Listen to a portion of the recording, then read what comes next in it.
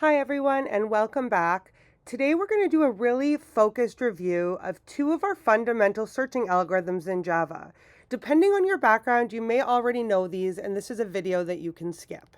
We're going to be covering linear search and binary search. Now, this is code you should have already seen, so I'm actually not going to be walking through it particularly slowly. However, you will have a chance to see the code, so you can always pause this video and go through it at your own pace. This is going to be a pretty quick video just as a recap for what these searches do. So when we're searching, what we mean is we're looking for a specific value inside a collection.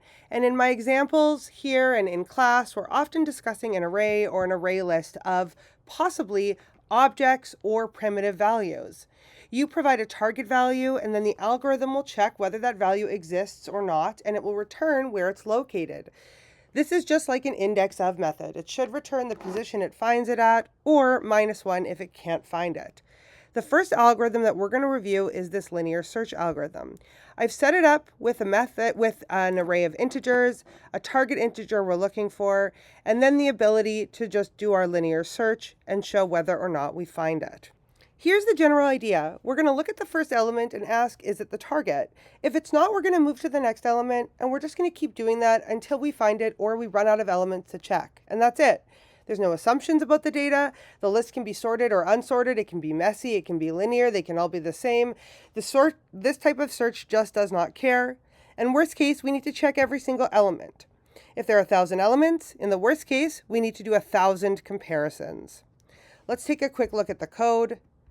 We can see here that we have an index equal to -1, and we start off at 0. While our index is less than 0, and we have more elements for us to check, we're going to go ahead and do exactly that. We check the elements. If it's the same, let's store that index. It's now going to be a positive value and break us out of our while loop.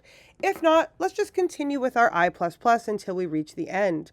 Once we've got our value either being a -1 or an actual indexable value, we can go ahead and return it. I'm just going to run this once or twice so that we get a really good idea of what the heck is going on. Pull this up. Let's compile. And let's run it. We can see that we did find the index at we did find the value at spot 2, 0, 1, 2. That makes sense. And if we look for the value 100, we will find that the element was not found. That's all there is to it. It's really easy to write and really easy for us to understand. Now, binary search is much more efficient. However, it does come with the requirement that the data must be sorted. I'm just going to clean this up here, and we can take a look at that one. Oops. There we go. I'll get that all set up for us. All right. Instead of examining every single element, our binary search will repeatedly divide the search space in half. Here's what this one kind of looks like at a high level. We're going to look at the middle element in our list, and we're going to ask ourselves if the middle element is the target that we're looking for. If it is, great, stop, we found it and we're done. If the target that we're looking for is a smaller value, let's go and search this half of the list.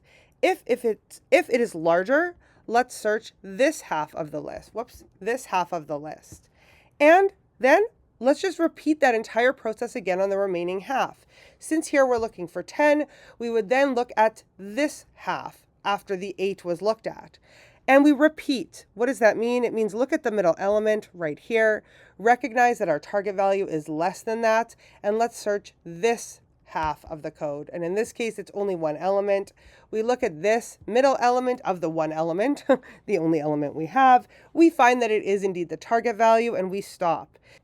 If we eliminate our entire array or array list without finding it, we can just return -1, just as we did before.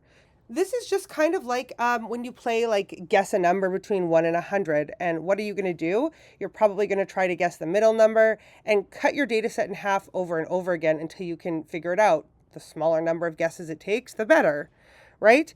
This data must be sorted, or we need to find a way to sort it before we can use binary search. And it's very helpful when we have that sorted data and we need speed. And we're going to see why in the next video. Let's just take a quick look at the algorithm here before I run it and we conclude this video. We can see that we basically are going to make a bunch of mini arrays out of our array by saying that our initial left position is 0 and right is the very last element in the array. While our two indice markers have not yet crossed position, meaning there are still elements for us to check in the array, let's find that middle element. Here's the calculation for that. If the middle element is our target, we're done and we can return it. If our middle element is less than the target, our target must exist on the right half. It's a bigger value. So our left needs to move up past the midpoint. We know it can't be on the left side.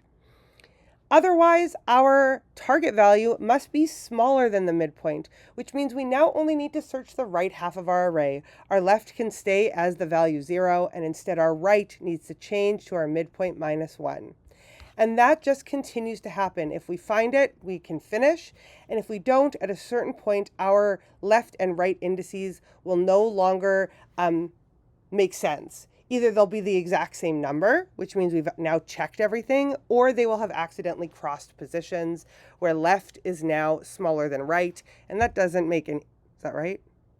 Right is now smaller than left, and that doesn't make any sense. And so then we would break out of our while loop in that scenario, and we could return -1. Let's go ahead and give this a run just to prove that this does indeed work. Here is our array. Let's go ahead and compile, and we will run it, and we'll see that we did find it at that we found it at index 4. 0, 1, 2, 3, 4. There it is. And if we change this to be something that doesn't exist in the array, we will see that it is not found at all, which means -1 was returned. This is the core idea of linear search and binary search. One checks every element and the other strategically eliminates work. Understanding these two algorithms is going to set us up for analyzing those algorithms and many others when it comes to algorithm efficiency and time complexity in the future. In my next video, I will do a quick comparison of the number of element comparisons that occur and a timing example in Java for these two algorithms before we move forward and discuss different types of sorts. I'll see you in the next video, everyone. Thanks.